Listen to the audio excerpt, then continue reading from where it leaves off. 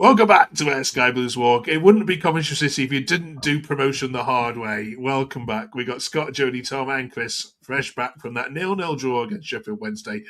Oh, we just want that P next to our name. This time next week, we'll all have champagne flutes in our hand and celebrating our return after 25 years to the Premier League. It's all but done. But mathematically, we aren't going to count our chickens yet. Just maybe we will lose 4 games 8-0. And Millwall will win all 4 games 4-0. Just maybe. Hope you're all well anyway. Great to have your company back on what is one of the quickest and most comprehensive reviews of Coventry City on the internet.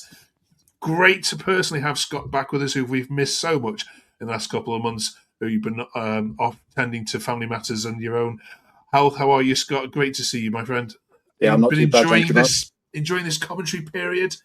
Yeah, well, I've been high. sat in hospitals watching it on iPads with 80-year-old Swindon fans and Villa fans, and even they were cheering when Cov scored. No. So I couldn't really complain, to be honest with you. I met some great people in there, so it's nice to be back home at least.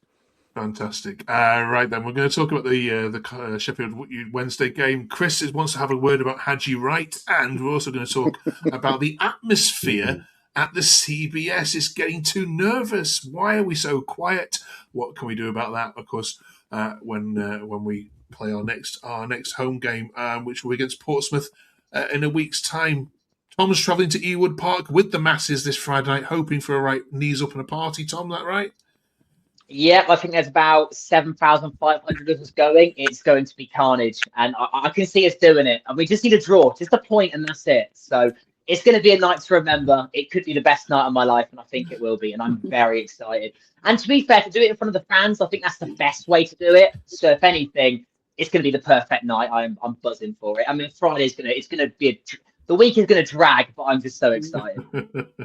There was a Stoke fan who commented, actually, it's better to do it away from home because actually those are the fans which have probably been more likely been with you at Birmingham and at Northampton and down there with you in League Two than perhaps some of the people that have just jumped on board in the last couple of months. But who knows? Welcome to the show. We'll come on to Chris's point in a minute. I want to go through this one first of all. Matt says we are Coventry City and we, of course, also do it the hard way. Jody, should we need to give Sheffield Wednesday a little bit more credit? Or were we just off it? A bit of both, really. I mean, I think it was our worst performance of the season, I'd say, yesterday. It was lethargic, it was heavy, it was slow. There was they just couldn't get any kind of rhythm going. There was no pace to the game, no tempo. But Sheffield Wednesday did a great job. Fair play to them. You've got to give them credit. They came and did a job, and they considering they've got absolutely nothing to play for apart from pride. They were. I really had a lot of respect for how they went about it yesterday. Yeah, there's quite a bit of negativity online. We'll go through some of it in a minute, but we'll sort of counteract that by saying, look, everyone's thrilled for Coventry, and it's great. But obviously, our job is to go through some of the social media takes. Scott, this one in particular, Rob says these players frustrate me so much. Ipswich are looking likely to win all of their remaining games. Unless we can somehow win 3 of our last 4, we have bottled the title. It's embarrassing. A couple of performances from an attacking perspective to come runners up would be absolutely dreadful. Would it be dreadful to come second? For me, no. No. Going up to the Premier League, I'd take that. We could lose all 4 games. Ipswich could win it. It really wouldn't bother me personally. I think it'll be I think we will win the league. I think it might be close because I thought Ipswich would struggle yesterday, to be honest. And by all accounts, I think they were the better side from what I read. I thought it'd be a tough one at Norwich. I know they've got a few games coming up in the next 3 or 4 weeks. Say 3 or 4 weeks. What am I on about? They've got about 3 or 4 games in the next 2 weeks or something, haven't they? Or a week or so. It's all jam packed for them, but they've got a decent squad. I don't think we'll bottle it. I think, as Jody was saying about Sheffield Wednesday, they got no issues. They're down. They don't care. They play as they play. If we get that P next to our name, who knows? It might free up players, and the energy might come back, and the pace might come back, and the goals might come back, and the noise might come back. Who knows? But I think if Tom's going Friday night, I think it'll be as loud as Friday night with 7,500 in the away end and probably about 2,500 in the home end, because I think it's pay on the gate from what I gather, and everyone's lumping up there. Sadly, not me because I can't get up there, but. yeah, I would have gone otherwise. But yeah, it's not an embarrassment for me. Getting promoted will be absolutely fantastic. Okay. Tom, this one for you then. Embarrassing by Mason Clark. Asante was nowhere near. Imagine Sims playing like that in the Premier League. We really miss Sakamoto. Either way, we're getting promoted on Friday. Yeah. Can you forgive the players having off days and off performances? I mean, there's a little bit like that at Hull as well, wasn't it? Away in the last game as well. Are we seeing just tired legs at the wrong time? Yeah, for me, I can fully forgive it. I mean, like, this team's made me so proud this season. My biggest dream is to see my club play in the Premier League, and after 23 years of being on the planet, it's going to happen. So, personally, I'm just really proud of this team. They're heroes in my eyes. There was some very under par performances yesterday. Haji Wright, for example, I thought was really, really poor, but I know Chris is going to get into that one, so I'm not going to go into it. I don't think Mason Clark was terrible, wasn't great. The only player I thought that was actually quite good yesterday was Milan. Thought Milan had a good game. Rushworth even looked quite shaky. We nearly conceded 1-0 quite early on because he nearly made a mistake. But I just got to credit Sheffield Wednesday, to be honest. They came. I thought they played really well. I just thought they were the better team. They had the better chances. Their fans were non-stop noise the whole game. I mean, it was the same song pretty much. Wednesday are massive everywhere they go. But fair play to them because they're a club that's gone through so much and we were once in that position. So I just have to applaud them and I wish them the best. But it's just an off day, really. But we're going up either way, but I'm a bit selfish, unlike Scott. I want that title now. I want that Wrexham game. I want to be lifting it. So not me personally. I'm not saying I don't want it. But I would like it, but I am quite selfish now, and I really want it. But yeah, it was really poor yesterday. It was, as Jody said, it was our worst performance of the season. It was pretty drab, to be honest. Okay. I mean, you kind of escape all the noise of every time you win a game. You get loads of fans coming on, going, "Oh, we'll see you in a year's time," and you know, you're going to get 5 points in the Premier League and you get battered every single week. Is any of you bothered by that at all? That, you know, are just going to enjoy the moment? Is it? It's jealousy. I mean, it's absolute jealousy from other fan bases. I mean, it's just jealousy of what we're doing. But I hate it because it doesn't really rattle me to say, but it's just not true. Look at Sunderland, for example. I mean, they spent a lot of money, but they beat Tottenham today. I mean, Spurs are going down either way, probably. But Sunderland have done brilliant, and I have to hats off to them. So, okay. Right then, Chris. Let's talk about Haji Wright. You posted this embarrassing, pathetic F off. Please release Haji immediately. I mean, look, no one can have a go at you for not speaking your mind, Chris, online, and also you never back down from it as well, despite you getting the pelters that some fans say you may deserved. Yeah, what is it with Haji Wright that's pressed your buttons this week?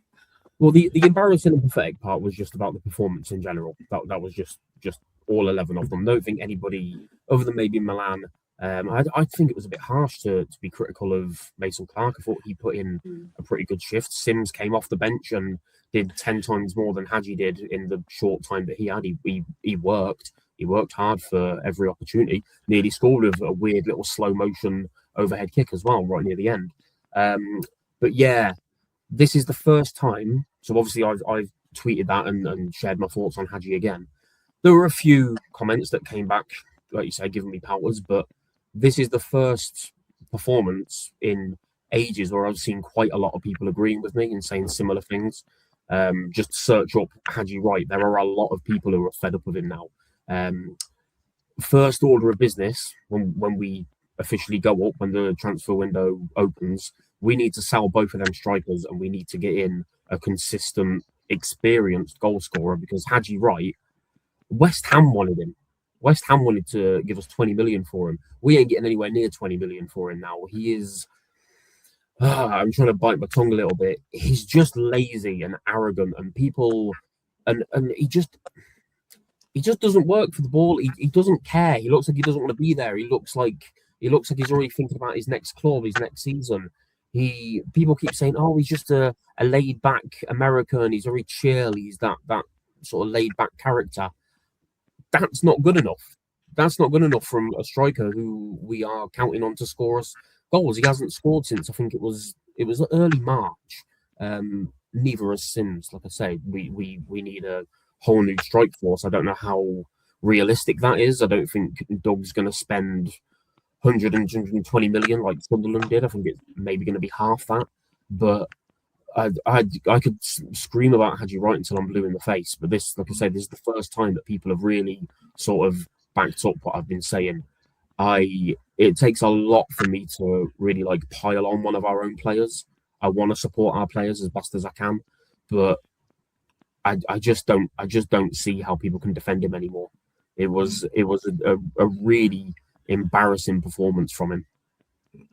There's some people have suggested, Chris, I'm sure you've read this, that because it's the World Cup year, he's playing within himself to potentially avoid injury in front of his home World Cup, which could explain it. But any of the other three of you agree or strongly disagree with what Chris has said there? I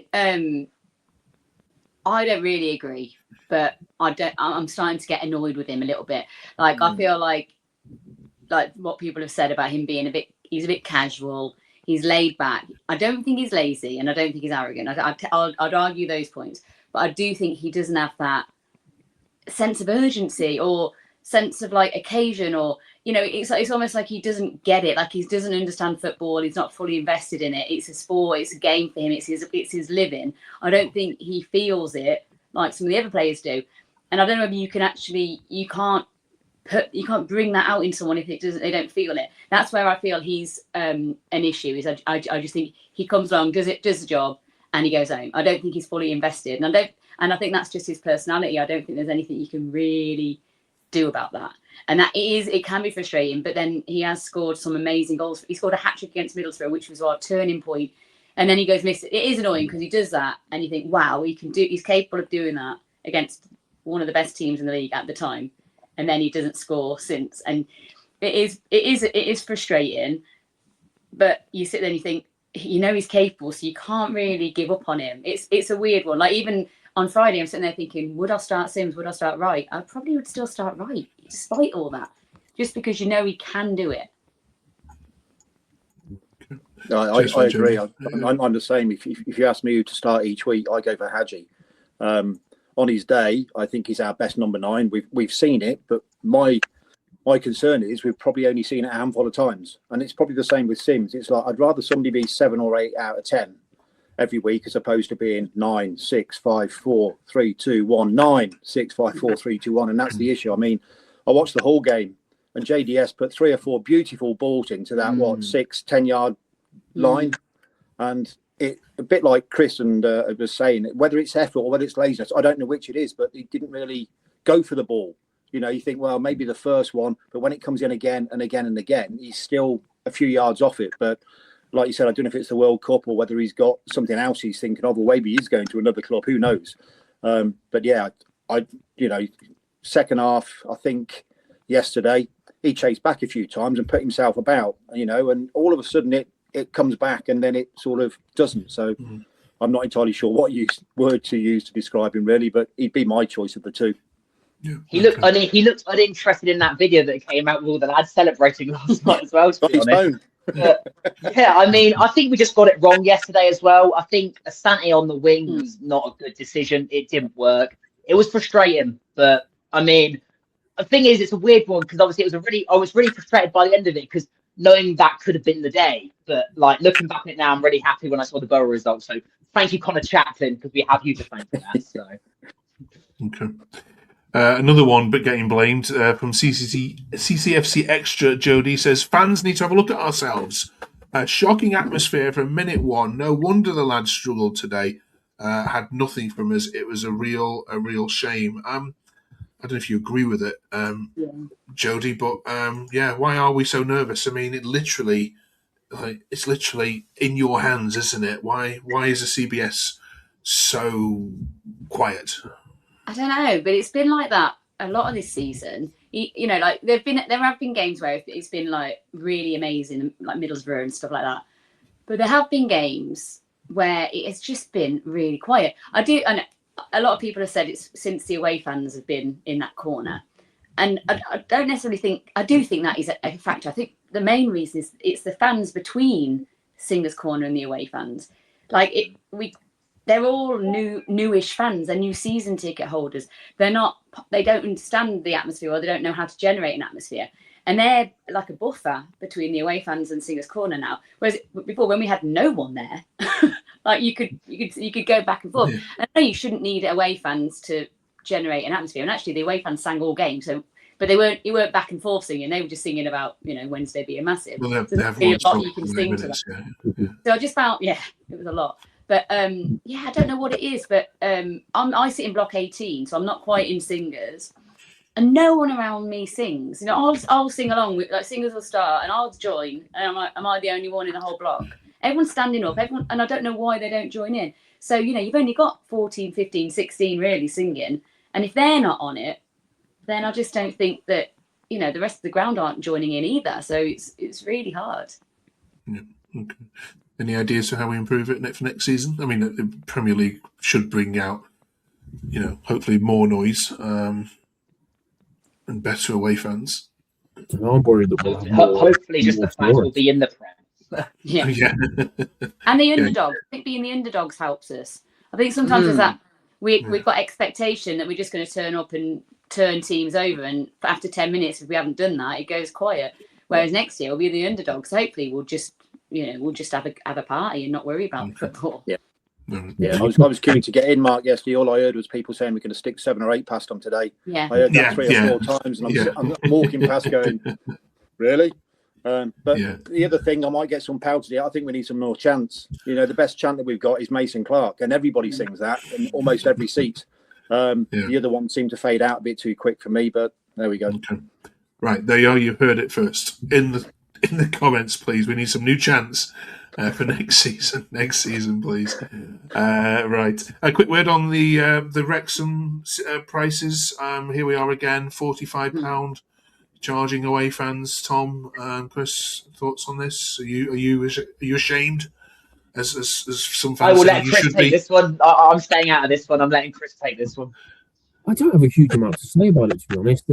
It's not great. It's not great. £45 for an adult is steep. I think what annoys me more is it's £35 for under 18s. Yeah, isn't it? Am I right? I think it is. That's pretty disgusting. Let's be honest. Doug King's a businessman. He knows more than I'm sure any of us do. Probably all of us combined.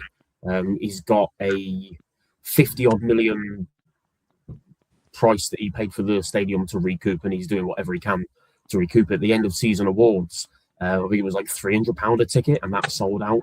He's going to make his money back. Away fans are going to pay that money.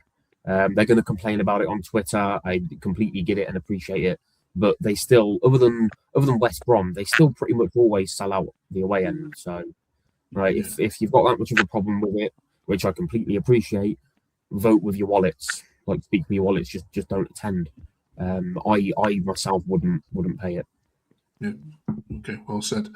Right then, let's move on to other matters then. Final 4 games of the season to come. I mean, it's pretty done and dusted, but as far as the table goes, Blackburn away, Portsmouth and Wrexham at home, Scott and Coventry away, Watford away.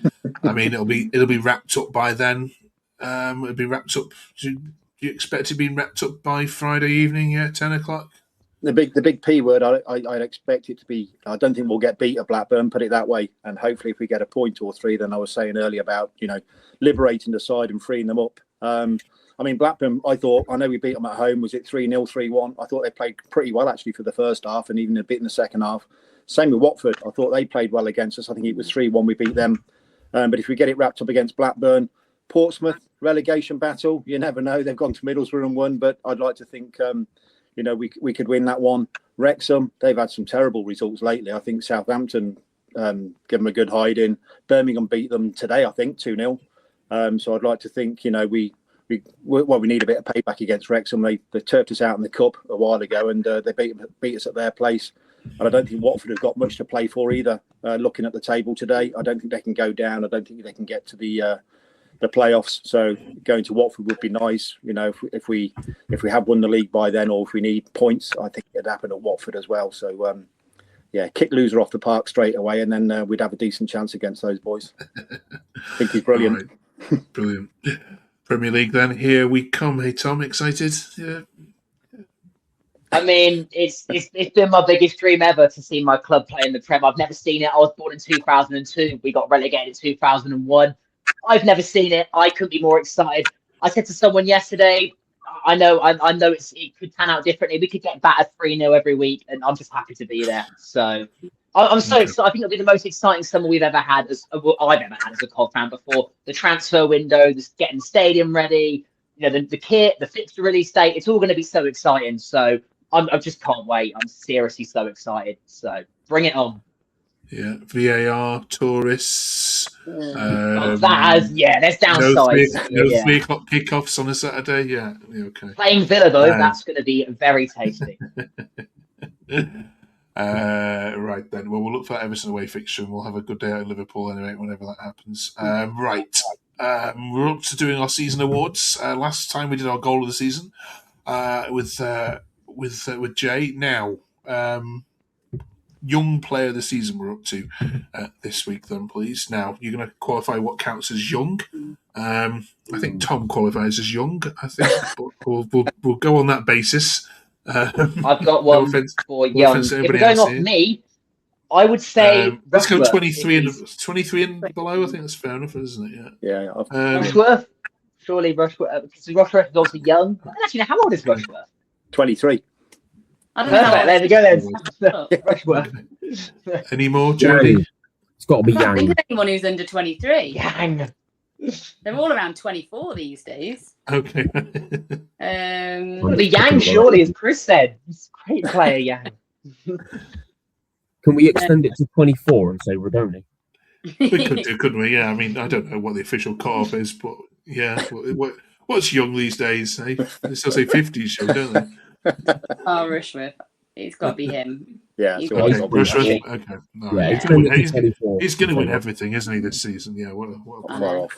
All right, bro. Right, up to W we go in the A to Z then now. So debate on this one. Who's the best player played for Coventry with the surname W? Or an event? W. Anyone got anything? I've got an good here? event for you. White Hart Lane when we stayed up in 97. There's a W. Excellent. Good shout. I've got a W for me. I think I just cut something off there. Sorry, I've gone for Wembley just because we've had so many memories there. FA Cup final, obviously FA Cup semi-final didn't end well. Luton didn't end well, but then we had Checker Trade and League Two playoffs. We've had many, and we could have got there last season. We've had many Wembley memories, good and bad. So for me, it's got to be Wembley. Yeah, I was going to say Checker Trade at Wembley because I never thought I'd see us win a trophy, and yeah, I cried when it happened. I couldn't believe it. I never thought I'd see it again, and here we are now. Looking in hindsight, that was the sort of catalyst for everything we've done since. I think it sort of lit a fire under everybody at the club. So yeah, that particular Wembley one was very special for me. Scott? Yeah, Wembley came to my mind because I was there in '87, so that probably gives you an idea of how old I am. But when I was a young kid, my favourite player I met at the Memorial Park, and I've got actually an actual paper or whatever they called photograph with me and him, was Ian Wallace. I loved that lad when I was a kid when he was playing up front for England, Scotland, and Cov. Yeah, he was my main man, Ian Wallace. But I'll go with Wembley. Can't knock that. Okay.